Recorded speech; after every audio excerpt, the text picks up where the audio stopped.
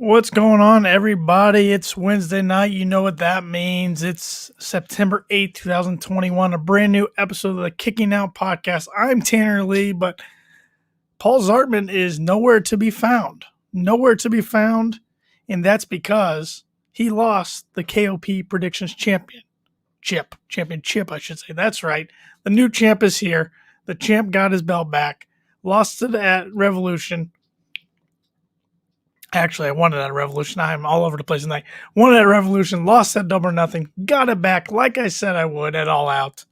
So Paul brought the belt over to me, and he pretty much left a note. He delivered it to my house, left a note, pretty much saying I cheated to win. I only won because MJF is a lover, which if anybody saw his promo tonight, they know is not true at all. And I don't deserve it, and don't get used to having the belt because it's coming back to him soon, which would be at Full Gear, because I'm not going to put it on the line until Full Gear. I'm not going to fall into his tricks like he did. I think it was at Road Rager, I think. I don't think it was at the Homecoming where he put it on the line. I'm not doing that. I'm not falling into his tricks. I got the title. It's back where it belongs. Back where it belongs after a great pay-per-view. All Out was as good as advertised. It was AEW's biggest pay-per-view ever as far as buys. I mean, we had Adam Cole, baby, make his All-Elite debut. We also had Bryan Danielson. I mean, if I would have told you all at the start of 2021, not only would CM Punk be in AEW, but Adam Cole and Bryan Danielson, you would have thought I was crazy. You would have thought I was smoking something. But here we are. It's a great time to be an All-Elite wrestling fan. Great time to be a pro wrestling fan. And I'm just pumped to go over tonight's Dynamite. Pumped to have the title belt back where it belongs. And look at that. Look who showed up to work. Look who showed up to the podcast. Paul himself. Tears and all. Tears and all. I'm here. You are here, but missing. You're a little lighter this evening without the strap over your shoulder. For now, cheater. The champ is here, baby. Yeah. If MJF wasn't such a loser, we wouldn't be in this predicament. He tapped out. He tapped out. Didn't see it coming. Actually, you could get on the referee for restarting the match there. You didn't see, I won. That belt was mine. But because they say, oh, Jericho's foot hit the rope before you hit three. No, the ref's decision in the ring is final. We've gone over this time and time again for years. It doesn't matter if another ref runs down. Jericho should be done. MJF should have won. I should still be champ. But that's what you get for siding with MJF. Yeah, that's last time I ever do that. But Paul, what were your thoughts on All Out? It was a great show, baby. It was a great show, and I know you're a big Adam Cole guy, so I knew you were gonna pop right when you heard his music. The lights went. Well, actually, I popped before the lights went dark. Kenny said, "Or they're dead," and I went, "Oh." You know, I didn't catch that until the next night. Honest to God, when I was listening to the promo, I didn't catch the dead part. I didn't put two and two together. Lights went out. I'm thinking it's Bryan Danielson because we all kind of knew from reading things that he was going to be showing up. But when Adam Cole's music hit, well, actually, I didn't really know whose music it was at first. But when I saw his name pop up on the Titantron, it made me pop up from my couch. Yeah, I thought I heard something down the street. Thought I heard a little girlish scream. Maybe not too girlish, but maybe would like to think so. But it was it popped me. I didn't know what he was gonna do. I didn't either until he was standing in the ring, and just I don't know. There was something about the look on his face. He kept kind of looking to his right a little bit, and I went, "He's All Elite. He is with the Elite." And sure enough, he turns around and super kicks Jungle Boy. Yep. He got in Kenny's face, and it looked like he was mouthing, "Do you remember what you did?" Mm-hmm. So I'm thinking, because everybody who watches BTE, he kicked Adam Cole out of the group. They betrayed him, and then the Young Bucks ended up killing him, his character, which got resurrected this past Monday. Kenny kind of kind of put the stuff in there, and the Young Bucks were still face at the time, so they just thought, oh, it's just a rib. We're just ribbing him, and it's all in good fun until he was dead. Yeah, but he is back.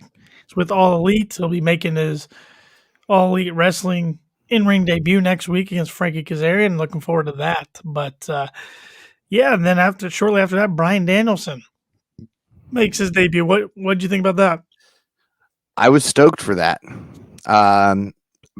Both him and Adam Cole back to back. My heart had a little bit of problems keeping up there for a minute. I thought I was going to Soho earlier in the night. Yeah. Oh man, it was an action-packed pay-per-view. Probably the best pay-per-view I've seen in years. Yeah, it lived up to its advertising. I think Meltzer reported today the numbers hadn't come in yet, but he's expecting it to be the biggest non-WWE pay-per-view buy in the last 24 years. So I would not be surprised by that at all. No. I mean, a lot of people were anticipating Bryan Danielson making his debut. CM Punk's first in-ring match in 7 years. Young Bucks, Lucha Bros steel cage match. MJF, Jericho, where if Jericho loses, he was done wrestling in AEW. I mean, you had a lot of things right there. They had a lot of things right there that made people want to buy it. So, yeah, very good stuff. Definitely was a great pay-per-view. Not a whole lot of build to it, not as much as you and I like, but I think overall it was a spectacular pay-per-view, and honestly, I'd give it a 9 out of 10. Yeah, I'm still disappointed we didn't get the Andrade Pac match, but we're going to get that Friday night at Rampage, so that'll be good. Lucha Bros, Young Bucks stole the show for me. I knew they would. I was surprised the Lucha Bros went over. I'm happy for them. They're very deserving. And it makes sense. I mean, the Young Bucks had the title since November when they defeated FTR at Full Gear, but I thought they'd keep it for one more pay-per-view. I was kind of surprised by that. That's why I had the Young Bucks as my number 2 confident points. I think you had them number 1. Yeah. But good for the Lucha Bros. Very cool. Yeah, they deserve it. It's time to put some gold on them. It's just crazy. The tag titles. This is the 5th team already to hold the tag titles. So. And we're on the 3rd AEW champion and like 6 or 7 TNT title champions. Yeah, and then the women's have had quite a few too. Yeah. Yeah. But the AEW World Champion usually holds on to it for quite a while. So. And Kenny Omega is now the longest running champ. Yep. And we'll see. It's probably a little too early to tell who his next contender is going to be for the belt. I mean, they might have planted some seats tonight, but according to rankings, he needs to get some matches under his belt. A long time between now and November, so we'll see what happens. Yep. When I take my belt back. That's not happening. Keep dreaming. Mm-hmm. You had it for a couple months there after Double or Nothing, but that's the only time you're touching it in 2021. Maybe 2022 if you get lucky. So, we'll see. Let's go ahead and review Dynamite, shall we? Yeah, we open off the show with JR, Tony Schiavone, and Taz on commentary because Excalibur is off as he's getting married in a few days. Yeah, congratulations to him. I didn't see that until the show had already started. I was just hoping he wasn't out sick or anything. So yeah, I caught something about because I saw Taz was on there and I was on my way home, so I was watching it on my phone. And I heard something about Excalibur off and wife, and I went, uh-oh. So I had to go to Twitter and find out what it was. So yeah, congratulations to him. Congratulations to him. The real him. question is he wearing his mask during the wedding? It's Excalibur, so probably, at least for photos that might get leaked to the internet. Good point. We start off with Malachi Black against Dustin Rhodes. Malachi Black comes out first, as usual, with a stellar entrance. Probably my favorite entrance in all of AEW, honestly. Best entrance in the company, hands down. From the production of it to his movements, everything's just can't get better. Yeah. Good back and forth match throughout most of it. Towards the end of the match, Black goes under the ring, brings out Cody's boot that he left in the ring a couple of weeks ago after Black destroyed Cody. He throws the boot to Dustin and smiles. Dustin gets back up, throws some strikes to the midsection and hits a code red for a pin 2 count. And Dustin tries for a bulldog, but instead Black sweeps with a sweep kick, sending Dustin face first into the exposed turnbuckle. Wheel kick by Black, and cover of 1, 2, 3. He didn't get all of the wheel kick though. No, he hit him in his shoulder. Yeah, but I don't think he needed the wheel kick. No, even though after the match they made you want to feel like he hit him in the mouth because Dustin was bleeding out of the mouth. But good storytelling throughout this match. Honestly, went a lot longer than I thought it would. But Dustin Rhodes can go, man. For a guy in his 50s, it's unbelievable. I mean, I know we both can say we grew up watching him wrestle as Gold Dust and decades ago. And he's still going strong today and having some of his best matches of his career today. And they're building Malachi just like they should. Now the question is what's going to happen in 2 weeks from now, September 22nd at Grand Slam at Arthur Ashe, because it was announced tonight that Cody Rhodes is going to return. And well, first off, did you like that they announced it that way and set up a match instead of just having him organically return? No. I think if anything, he should have returned next week. Said, Malachi, you've taken out every member of the Nightmare family, apart from a couple, because one's currently in another storyline already. Let's not drag him into this one. And Fuego being the other one. So, you come out, you say, you're taking my family out one by one. I'm tired of it. You had a good match with me. It should have ended there. It didn't. At Arthur Ashe Stadium, you and I one-on-one once again. There's no really, I mean, there is build up, I guess, without Cody on TV, but yet there isn't. It just kind of surprised me but I get it. I mean, they want that show to be big. That it's going to be one of their headliner matches, if not the main event. People are going to look forward to it. I mean, Cody's a popular guy. He's one of their most popular wrestlers. So, and it's a week before his new reality show, Rhodes on Top. So here's my question to you. Yep. Does he come back as Cody? Or does he come back as something else? He put on Instagram and his community text yesterday a picture of Stardust. I can't figure it out. Can't figure out why he did that. He didn't like that gimmick. So because he had no control over that gimmick. He would now. I think he comes back as Cody. I'd be very surprised if he doesn't. But my question to you, trolling? Yeah, my question to you is: it's 2 weeks before that, but does Cody get the victory, or does Malachi go over him again? Malachi again. That's what it should be. And I know you're a big Cody fan. I'm a big Cody fan, but we know what's best for business. Keep building Malachi strong. I'm afraid that won't be the case. I'm afraid just that Cody will come back and avenge it, and then we'll have a rubber match towards the end. Eventually, maybe at Full Gear or something. But I think Malachi should beat him again. Make it more competitive than it was last time, but Malachi should get the win still. I agree. Next, we get the Lucha Bros showing off their new titles after beating the Young Bucks at All Out. Penta says the title costs them blood, sweat, and tears. Anyone who's willing to suffer can try and take them away from the champs. And I like the fact it appears there's still blood on the title. I was just going to say that's an awesome touch. So definitely, I enjoyed this segment. It's short, sweet, to the point. Yep. Next we get Eddie Kingston talking about his all-out match against Miro. He said they went at it like 2 men at first, but then Miro had to use a low blow to help him get the victory.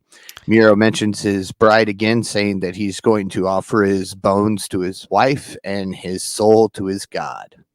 Yeah, I was surprised that was the match that kicked things off at All Out, but it was a really good match.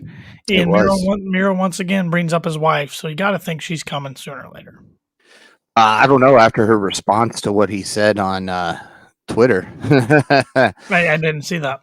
It was not a TV 14 type of response from CJ Perry. Okay. Needless to say, he said towards Eddie, he says, "You ask and I'll redeem these nuts," or something along those lines. And she responded, "And I'll redeem yours when you get home." Oh, all right. So, I do know she is filming some stuff for a show on VH1. So maybe after she gets done with that, maybe she shows up in All Elite Wrestling. Because I just don't know why he keeps bringing her up if not. Apart from the fact that now he can. Yeah. Next, we come back from a commercial break. Punk comes out to the ring to talk about his all-out match and his future. Punk gets right on the mic, thanks Darby and Sting and the fans for what happened over the weekend. He said he wasn't sure what was going to happen, but it was like riding a violent bike. He's been back, and now he's back on the bike. The crowd starts chanting, "You still got it." Punk uses that to hype up tonight's main event between Moxley and Suzuki. A Moxley chant breaks out. Punk points out Aunt Linda, the woman who raised Brian Pillman Jr. And if you haven't seen the Dark Side of the Ring episode around Pillman, go check it out. Mm-hmm. The crowd then starts in with a Linda chant. Punk gives a shout out to Ruby Soho, Adam Cole, and Bryan Danielson for showing up at the pay-per-view. Punk mentions the first person he texted after his match was April. See, here we go again with the wife thing. Mm-hmm. A lot of shout outs to his wife. Mm-hmm. But we'll see. Taz gets on the mic interrupting Punk. Punk tells him, you know what, look, I like you, I respect you, so I'll let you talk, but never interrupt me again. Punk's starting to have that heelish tendency to him. Yeah, I'm kind of digging it. I saw a lot of people were freaking out that he came out of the heel tunnel. Well, the camera was in the opposite side of the building, so the tunnels were flipped tonight. Yes. So he was actually out of the face tunnel. I like this promo from Punk tonight. I like how he always puts over the talent, especially the homegrown talent, and then the new talent that just debuted. I like that a lot. It was nice to get some Punk chants that was outside of Chicago. Yes. That was nice. But yeah, and I know you're going to get to it soon, but I'm all right. I mean, I'm looking forward to some of the matches that Punk's going to be lined up with soon, it looks like, against Starks and Hobbs. Hobbs, not so much Hook, but I'm tired of Team Taz. Oh, man, yeah. Punk basically says, send me Hook, send me Starks, send me Hobbs. I don't care. And so there's this nice little back and forth segment between Taz and Punk, basically forgetting that in interviews he mentioned all three members of Team Taz as possible opponents. So I'm with Tanner here. I'm not a big fan of this Team Taz stuff anymore. It's like it's three guys put together that they don't know what to do with. So they said, "Here, Taz, you get this talent. Do something with them." Well, and I did like, I should mention, I did like Punk playing off Taz's tagline. I thought that was pretty good. Beat me if you can, survive if I let you. But, and also, like later on in the show, we get, a short promo from Brian Cage. It's like, that storyline's still not done. It's like, I know. I don't know. Let it be done. Yeah. Let's hurry up and get Cage Starks over with and move Cage on to something anything else. It just surprised me tonight because I was really interested to see what was Punk going to do next, what storylines he got to get involved in next. But I wouldn't have guessed ever that was going to be with Team Taz. No, I figured, Adam Cole or something, maybe not even Adam Cole since, he's still new, but MJF right. or. Yeah, and I want to see that one eventually. That's a big You and me both. And after Sunday night, Punk can beat the living crap out of him and I'll be okay with it. Up next, Santana and Ortiz talk about the fact that they've put this feud with FTR to bed after last week and puts the rest of the tag team division on notice. Santana says, now that we've moved on from FTR, they're going to climb the ladder and we're the best, Ortiz yells. Another short, sweet promo. Yeah, they're fourth, I believe, in the new tag rankings. I know we're only 2 weeks out, but I would love for them to go against the Lucha Bros in Queens. Yeah, even if, it's just for a future shot at the title. Yeah. I mean, They have to, and Tony Khan's smart guy, so he's going to do it. You have to have Proud and Powerful and Eddie Kingston on your Queen show. Oh, absolutely. They'll be there. Mm-hmm. They'll be there. Yeah. Backstage, Ruby Soho talks with the King, Tony Schiavone. Oh, haha. She offered an open challenge tonight because she didn't want anyone to think she got lucky at All Out. Baker shows up with her girls and wonders why we're spending airtime on the flavor of the week. Ruby tells Tony she and Baker go back a long time. She actually helped her break into the business. Soho tells Baker this is now her block. Baker says once they get through with her, she'll be going back to catering, a place where she's been for the last 4 years. Yeah, she called her the Runaway, which is kind of Ruby's new gimmick she's going off of. But Yeah, good to see her all elite. Good to see her getting used like she should have been. Common theme here with a group of people. Yeah, I'm still surprised that she won. I had Thunder Rosa winning, and at least it did come down to those two. But I get why they put her in the prime position to win, and it's a good opponent for Britt to face next. And we've seen Britt and Thunder Rosa so many times already. Yeah, you're right. Every match is a classic match. Yeah. But I don't think they want to give us that quite yet. Yeah, that's fair. My favorite line from the entire Soho promo was, Tony, I know she's your girl, but I'm going to whoop her ass. Yep. That was just short and sweet. And Tony's always just like, it wouldn't be the last time tonight that Tony got mentioned Yelled the at. same line as Britt. Yeah. Up next, Powerhouse Hobbs and Dante Martin. I got to admit, Martin's growing on me. I wasn't too. Yeah. He got hit quick off the bat from the start of this match. I mean, he got in there and just got his head taken off, basically. He did happen to mount some good offense. As we move on, Martin gets some kicks in. Hobb gets out to the floor. Martin looks to fly, but Hook gets up on the apron to stop him. Martin decides to fly anyways and leaps over Hook, dropping down on Hobbs. Back to the apron. Martin with a couple kicks to the head. Double springboard moonsault, lands on his feet, pump kick, but then runs into a spine buster and a cover, and Powerhouse Hobbs picks up the victory. Yeah, not surprising at all. One thing I want to say about Hook is, have we ever seen a guy get more TV time that we still haven't seen wrestle a match? No, but here's something interesting. I think Twitter has completely forgotten about him. This has to tell you how little people care about Team Taz at this point. Hook was trending on my Twitter tonight, and it says, as the son of Taz makes his Dynamite debut. He's on every week. Yeah, every single week. Single week. And nobody knows. Nobody knows. Yeah, I don't know. I feel like they're just having him on there as a favorite of Taz at this point. But yeah, good for Will Hobbs getting a win. First match we've seen him back on Dynamite in a while. Yeah. But Dante, I'm ready for Darius to get back so the Top Flight can get back going in the tag rankings. Absolutely. Up next is Dan Lambert with the Men of the Year. As Lambert says, AEW is now bringing in every skinny little dork to cover up the truth. Lambert says, you may think AEW is the hottest thing going and tricking the fans, but the truth can't be hidden forever. Two of the best in the company are Ethan Page and Scorpio Sky. Lambert invites any two members from the locker room to take out Page and Sky. He looks forward to shutting up everyone so he doesn't have to hear that AEW chant ever again. This did nothing for me. I didn't care about it at one bit. Some weeks Lambert usually has good delivery, but it just makes me. I just don't care about this team. I'm sorry. I like Ethan Page a lot. I've been on record. I think Scorpio Sky's a good dude, works hard.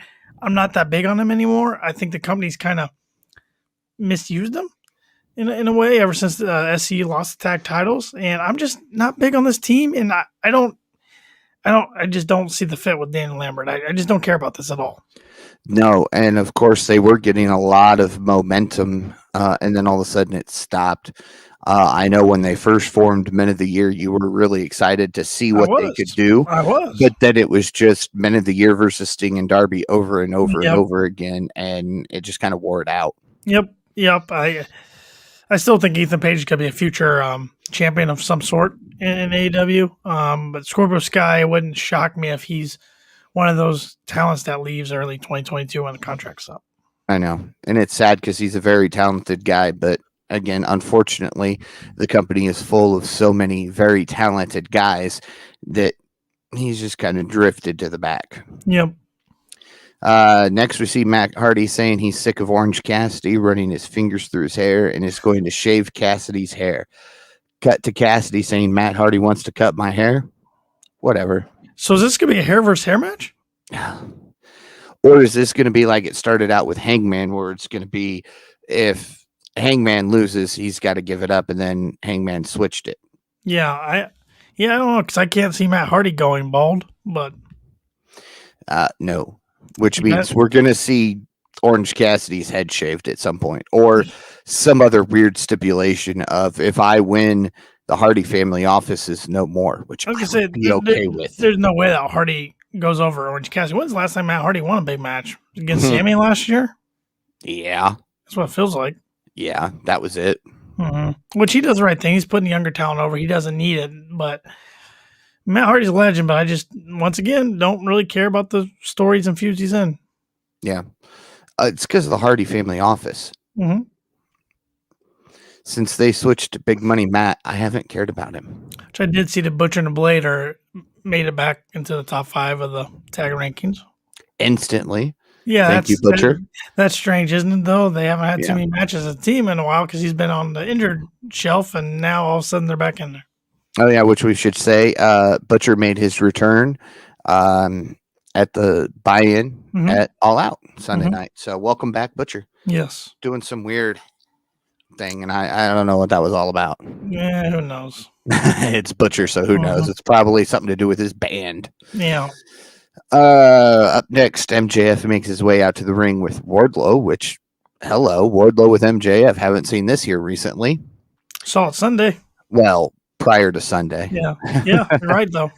He doesn't look to be in a good mood after losing to Jericho at All Out. Jericho says before Sunday he beat.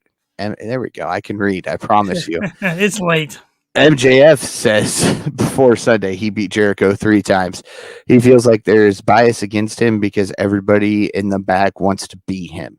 He rips on Cincinnati a bit. It's called the Midwest because everything is mid. Makes fun of Skyline Chili. And right there, it ticked me off. I like Skyline Chili, so I have never had it, but everybody who's ever had Skyline Chili that I know has said it is some of the best chili ever. You either love it or you hate it. It's different. It's got cinnamon in the chili, so it's got a distinct taste. But man, they got different ways you can make it, and I'm a big fan. Whenever I can get it, I get it. Yes. And he says if the crowd has a problem with it, why don't they jump over the guardrail so he can beat everyone up? Says they won't because they're all cowards. And as a Cleveland fan, MJF had a few things right. But that's all. Last time I'm going to agree with MJF. Here you go again. You're coming back around. No. Last time I'm going to agree with the man ever. I hope. MJF draws attention to Aunt Linda and the rest of the Pillman family. He decides to go over, and it's Brian Pillman's daughter that MJF is going after. That would, she says something about, being his daughter, and he goes, well, that would certainly explain your vile looks. Pillman Jr.'s music hits, and he comes out with a mic in hand, continues basically to tell MJF he's stupid. Which is true. Pillman Jr. says, he had a silver spoon upbringing, but where Pillman's from, it's a city that breeds badasses like Moxley and his father. He says, welcome to the jungle, MJF. And he wants to go head to head on the MJF says, you want to go head to head with me on the mic? Brings up Pillman Jr.'s mom. And it just goes on and on until Jr. finally has enough, attacks him, gets attacked by Wardlow. Griff Garrison runs out to help, eats a shot to the face from MJF's Dynamite Diamond.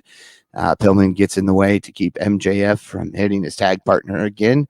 Crowd with another "You tapped out" chant to MJF as he walks to the back.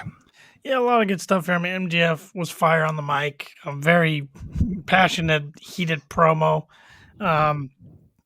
Pillman got a big pop from the crowd. The company's really trying to push Brian Pillman. I mean, you see CM Punk reference him quite a bit in promos. A lot of people other reference him.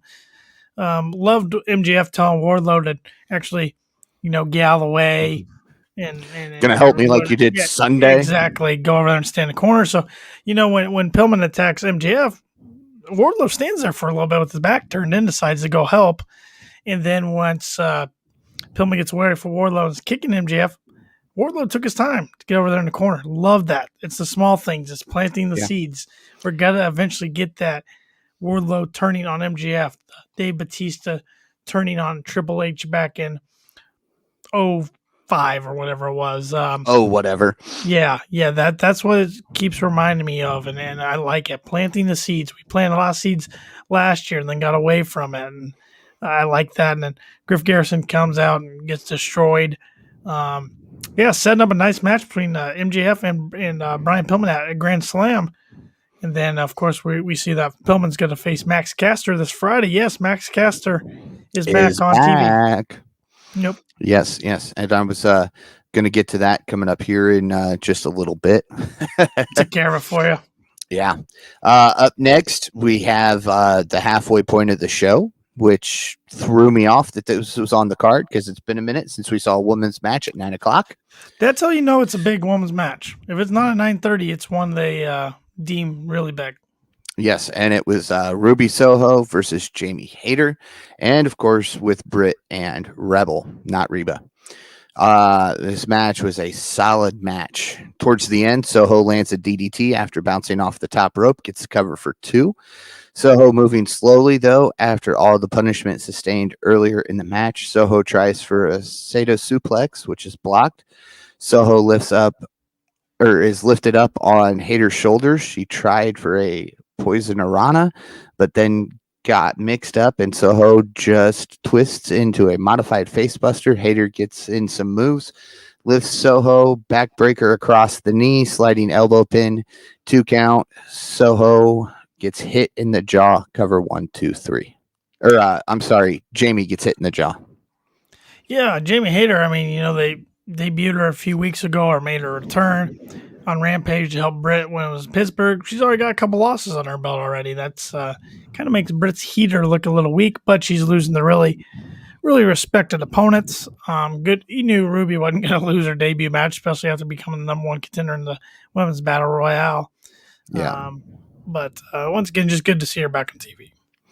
Post-match, Britt and Rebel attack Soho. They look to do more damage, and Riho runs out to stop them for a moment. Hayter gets a hold of Riho, lifts and drops her. Baker was going to stomp Soho down. Statlander runs out with a chair to clear out the ring. The 3 in the ring check on each other, and Statlander raises up Soho's arm. Yep. Perfect, simple. Something building here. We're going to see a 6-woman tag match at some point between these teams, I think. Which I don't think we've seen a trios women's match in a while. No, we have not. Here's that promo from Brian Cage up next that you talked about, where he asks Starks if he's sick and tired of all this. He wants Starks to cut the crap, give him a one-on-one match. Starks says Cage is going to find out why they call him Absolute Ricky Starks. Just do it and get it over with. Still didn't say when. No.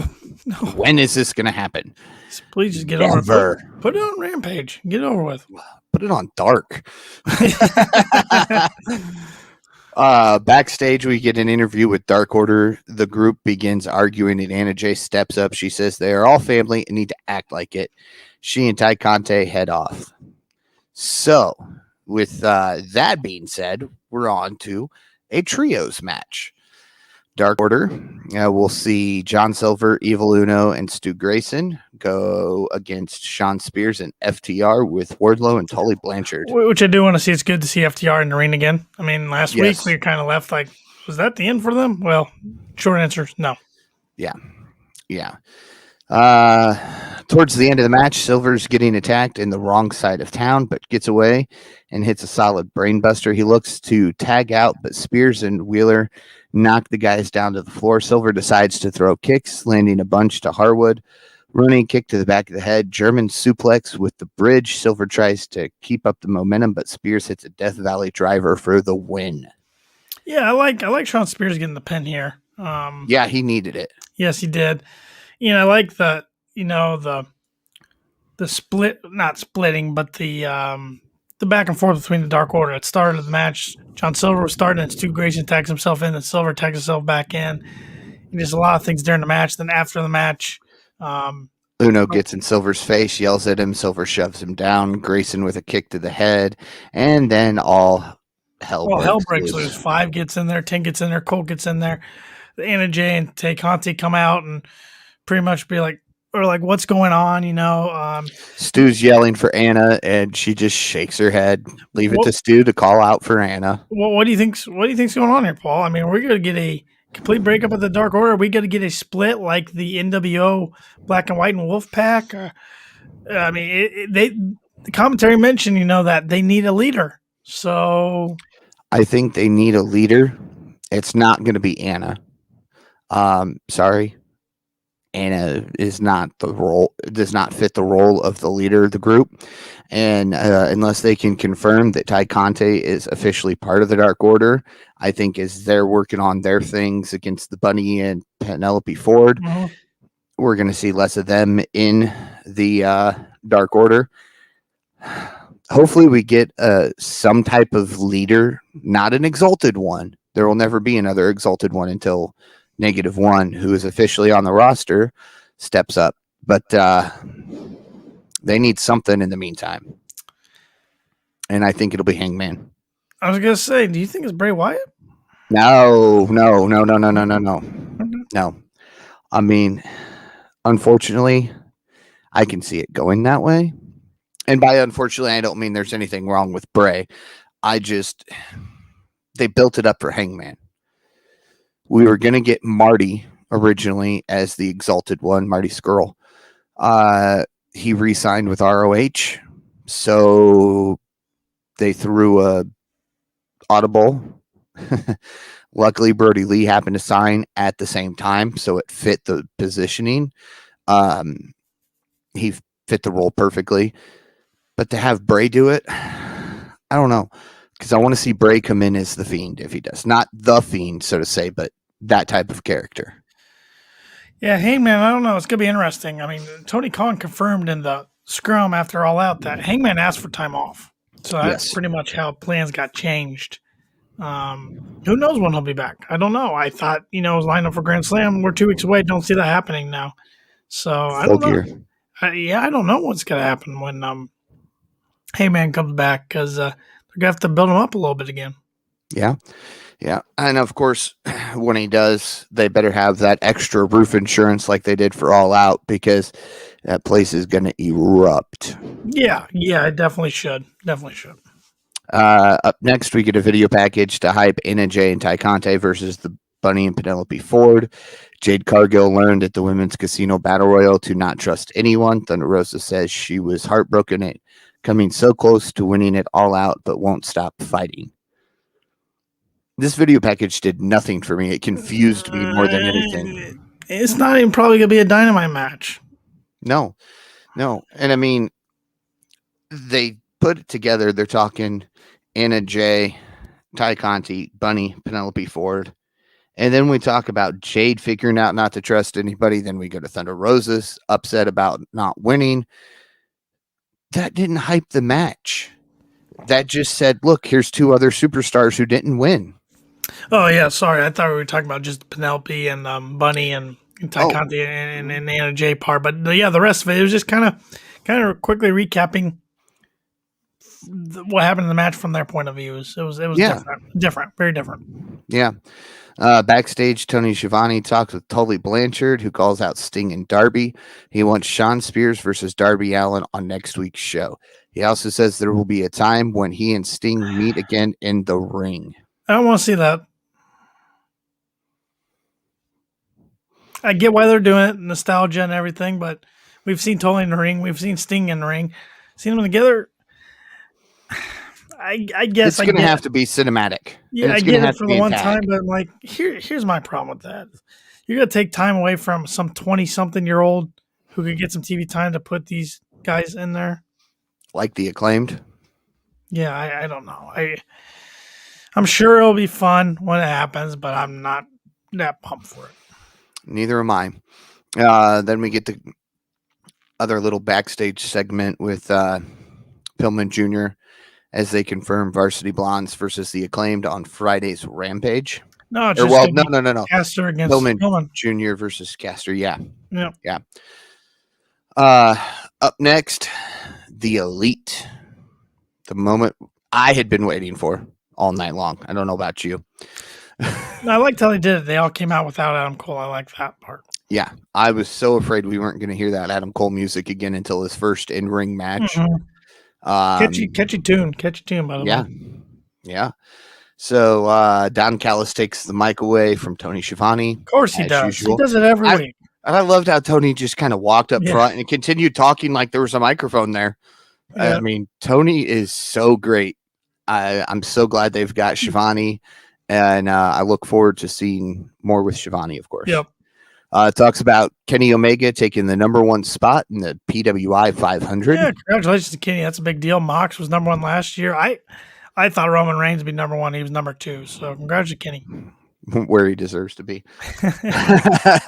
From a lot of people. Again, I haven't watched enough to know for sure, but I hear he's doing great. So congratulations to him congratulations to all top 10 guys. Yeah, So, I mean, everybody makes a list. Top 500 is pretty cool. yeah. Yeah, but Mox was #6, I think. So still in top 10. Yep. Callis says the tag titles were stolen from the Young Bucks on Sunday, but they have a plan to get them back. Jackson says, speaking of getting things back, and introduces their longtime dead friend of 4 years, Adam Cole. I gotta say, what do you think of Nick Jackson's nose ring tonight? Holy smokes.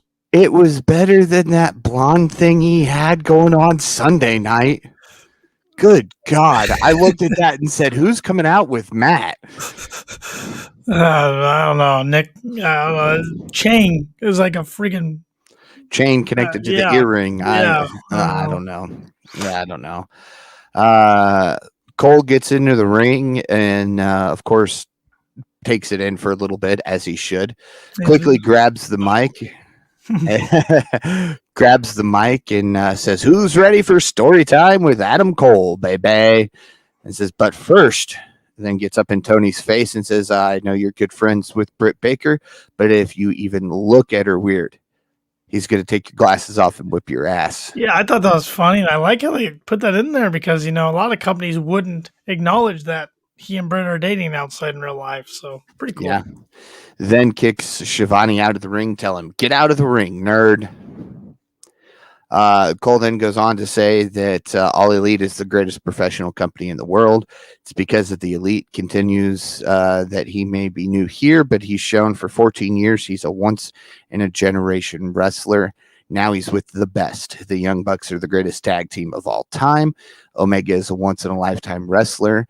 And now the Elite has Adam Cole, baby. Cole announces he's going to make his in-ring debut next week. And then Omega gets on the mic. He's getting better on the mic. I got to give him that. He's more in his own character now. Yes. When he first turned heel, I'm so glad they paired him with Callis because he was not good heel Mike. Mm-hmm. He says one thing he hates is being interrupted, goes to do his sign off, but Bryan Danielson's music hits once again, and down the ramp he comes. Omega asks if he could have the ring, asks Danielson to step into the ring, says he doesn't bite, it's just them. Danielson snatches the mic and asks the fan if they want to see him go against Kenny Omega, to which the crowd responds, of course, yes. Yes. And I thought they were going to try to kibosh the whole yes movement. Well, he was asked about that in the scrum afterwards, and Bryan Danielson said he loves that the crowd does it, but he said he still very respects WWE, thankful for everything they've done. So he's pretty much going to figure out what he can and can't do. So it sounds to me like he's probably not going to do the yes thing himself, but he's glad the fans are still doing it. Yeah, it's like Stone Cold stopped doing what and just started letting the fans do it. Right. So same thing. Another interesting thing about Bryan Danielson is tonight, if you noticed on the video screen, it says the American Dragon. So does his T-shirt on shopaew.com, but they didn't refer to him as the American Dragon at all yet. So no, I think they will once he gets into the ring. Mm-hmm. Omega says he's the guy he really wanted to see. Danielson snatches the mic. Omega says it doesn't work like that here. Bryan says Omega isn't taking the match because he knows Bryan is better than him, and he's not on his level. Omega takes off his jacket and goes for a swing. Danielson dodges him and goes into the goes to lock in a submission as Omega quickly tapped out. The Elite attack him. Jurassic Express and Christian Cage run out to help. The Elite clear out to the floor. Luchasaurus launches Marco Stunt onto the Young Bucks. Cutler's the only guy left in the ring. Danielson hits a running knee to send him out of the ring. And I'm sure you probably enjoyed seeing Marco being thrown. Yeah, but it wasn't thrown to hurt him. And I will say Cutler plays the best stooge on TV. It's hilarious. He cracks me up. But I will say the only, I see all those guys running. My eyes immediately go to Marco jumping on two guys and trying to punch them. It's like little Marco. Why? Got the heart of a warrior. Why? But Jungle Boy looked good doing his springboard springboard moonsault over the ropes, landing on his feet. Frankie looked good hitting that move on Adam Cole, which I'm glad then they announced later it's gonna be Frankie versus Adam Cole next week. That's gonna be a fun one to watch. I don't know. It's interesting that they're really, really, really pushing Jurassic Express hard right here in one of the big angles. Yeah. After the ring kind of clears out, we get the announcement of some upcoming stuff with AEW. We get for Friday's Rampage, Andrade versus Pac. It's gonna be fun. Oh man, that better be the close. I can't imagine it wouldn't be with the other matches. Max Caster and Anthony Bowens versus Brian Pillman Jr.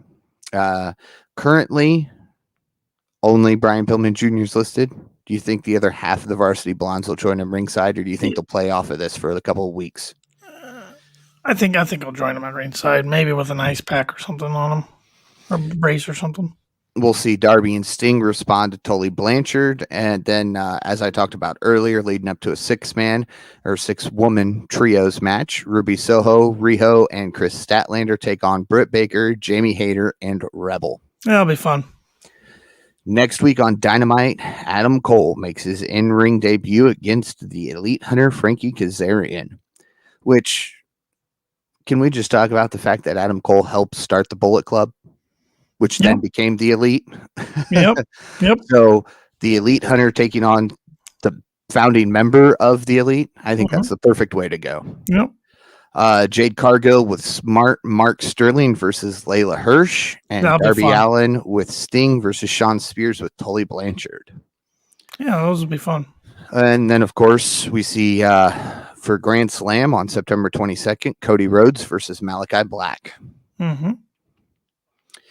Main event time. Minoru Suzuki versus John Moxley. I probably butchered the first name there, so we're just going to call him Suzuki for the rest of the night. Suzuki starts walking out to a "This is awesome" and "Holy" chants. So they get into the ring. The "This is awesome" once again breaks out right off the bat. Can we talk about Mox's pop to Wild Thing in his hometown Cincinnati? The place going nuts. I didn't even hear Wild Thing playing at one point because that crowd was loud. Yeah. That's almost like trying to hear Cult of Personality on Rampage when Punk debuted. Yeah. You couldn't hear it. Lots of yays and boos back and forth throughout this entire match. They both work over each other quickly. Moxley throws a chop into the corner, gets whipped into the other side. Suzuki with a kick to the face, tries for another. Moxley catches it, bites Suzuki in the face. So much for there's no biting in wrestling. Suzuki does it right back to him. Both throw headbutts and eventually go down. Suzuki looks for a Gotch-style pile driver, but Moxley with a back body drop counter goes right into the paradigm shift. And at this point, it becomes clear that Suzuki is busted open. Big time, right above the right eye. I don't know where he got busted open, but I noticed as Mox locked in for the paradigm shift that he was bleeding already. Moxley hit a big lariat cover, 1 count. Moxley with a lariat. Suzuki, he doesn't go down though. Tries again, no luck. Suzuki with a single leg drop kick. Suzuki looks for a rear naked choke. Moxley gets away, throws a big right hand, and another. Suzuki goes down. Looked to lock in another paradigm shift, but it was more like a double handle suplex. Got the win, though. And then Moxley went and celebrated with the hometown crowd for 3.5 minutes. Yeah. I mean, we knew Moxley was going to go over in his hometown, but Good way to end the show. Weird way after a good match to end the show. Weird way to end the show after when he was just walking around for 3 minutes. But AEW makes sure the hometown guys always win the matches. But I will say earlier when Pillman got beat up by MJF, it's the first time I can recall somebody in AEW even getting beat up in their hometown. Yeah, but it set up for what's sure to be a good match. It did. It did, but hard-hitting match between Suzuki and Moxley. Two guys who have faced before, two guys who are familiar with each other. Their styles are very similar. So it's just another match that is able to happen because of the Forbidden Door being open. So they're definitely taking advantage of that. So, Wrestler of the Night. Yeah, Wrestler of the Night. I'm kind of all over the place here, thinking about the winners and everything. But I am going with Ruby Soho tonight in her debut on Dynamite. Should have known. She's an Indiana girl too. Gotta support Lafayette. That. Yep, is where she's booked out of. Yeah, that surprised me because I know she's not originally from there. So no, she grew up in the South Bend area, so just up the road from us, about an hour. Yeah. You know what? I'm gonna go with Sean Spears. I like that. Sean Spears hasn't gotten a lot of victories here lately, so to pick up one with FTR, as the Pinnacle is still trying to be a thing, apparently. Yeah, we know Sean's not gonna get the win next week. No, he's not. Well, I mean, he could. I doubt it'd be a big upset, but he could. Yes, it would, especially after Sunday night. Yeah. So we'll see. Your rating on a scale of 1 to 10. Yeah, there was a few things I didn't like, but there was more things I liked than I didn't. I'm going to go with an 8 tonight. I thought the show actually moved by slower than usual. There was a lot jam-packed into the 2 hours, but I thought it was well-paced. I mean, usually I look, I'm like, oh, man, it's 9:30 already. One time I looked, I'm like, oh, it's 8:50. There's still quite a bit of show left, but I enjoyed all the matches tonight. I thought they were all pretty good. And then Jamie Hayter's music hits, and you go, oh, it's already 9:30. Oh, wait. No, it's not. It's 9:05. Yep. I agree with you, surprisingly. I'm giving it an 8 as well. The one weird thing that caught my eye, they came back from commercial break for something, and the camera was just sitting on the ground, and they flipped to that camera by mistake, I think, and it took them a couple seconds. I didn't see that. It was about 3, 4, maybe 5 seconds before they flipped over or flipped away from it. Kind of a, oh, crap. Oops. So, yeah, I agree. Very solid show. 8 out of 10 any day. Yeah, I'm looking forward to next week. Newark, New Jersey. This is a show that's been like rescheduled 4 or 5 times. Yeah. It was where Blood and Guts was supposed to be originally last March. So looking forward to that. Crowd's going to be hot. And then, of course, the Grand Slam the following week. Some big stuff's going to happen there. They've been advertising that for weeks. It's going to be the biggest live attendance in AEW history to date. So it's going to be good stuff. Yeah, and it's been brought to my attention that there will not be a title defense on KOP after Grand Slam chicken. Nope. Those are too easy unless I see the card and see that it's just really out there. But I'm just gonna let this baby sit a little bit and enjoy its new home until November, which I should say when it comes where it belongs. I should say Full Gear. I hope everybody was paying attention at All Out Saturday because the date has changed for Full Gear. Full Gear was supposed to be Saturday, November 6th. It's now Saturday, November 13th. Reason is UFC announced a big pay-per-view for November 6th. Tony doesn't like to go head-to-head against the UFC. So it's going to be now November 13th. Interesting thing is, and I don't recall what venue it was supposed to be in, St. Louis originally, there's a different event going on that day, Saturday, November 13th. So the reason the tickets aren't on sale, I'm guessing they're looking for a new venue. Yeah. But tickets are still on sale for the Rampage that was scheduled on that Friday before. Friday. So I don't know what they're going to do there. I keep watching because I don't know. Maybe I'll try to get tickets for Full Gear. I don't know. Maybe. I don't know. I don't know. We'll see. But either way, November 13th will be the last time you hold that belt. All I got to say, Paul, is I'm better than you, and you know it. Ooh. Here I was getting ready to tell everybody to go follow you on social media. Nope. Go buy some Kicking Out Podcast merch off of the Pro Wrestling Tees store. It does take 7 to 10 days for a turnaround for a printed out shirt, but it is worth it. You get to support a great podcast and look fantastic while doing it. Follow the Kicking Out Podcast on all social media at Kicking Out Pod, and be sure to follow Tanner Lee on Twitter and myself at Paul Zartman 921 on all social media. And with that, join us again next Wednesday as we kick out yet another podcast.